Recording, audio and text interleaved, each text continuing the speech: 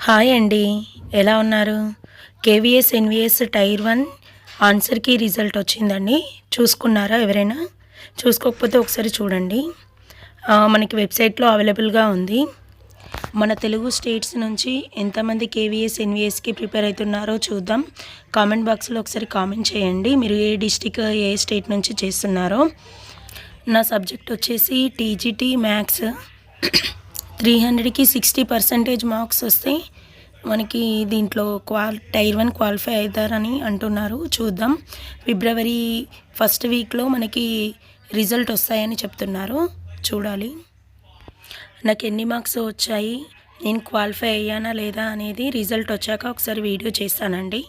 ఒక సిస్టర్ అడిగింది, గురుకులకి ప్రిపేర్ అయితే మనకి డిఎస్సికి ప్రిపేర్ అయినట్టేనా, సేమ్ సిలబసా అనేది. గురుకులకి ప్రిపేర్ అయినా మనకి డిఎస్సికి ప్రిపేర్ అయినా ఒకేలా ఉంటుందండి. ఇంకా జీకే కూడా ఉంటుంది అడిషనల్గా.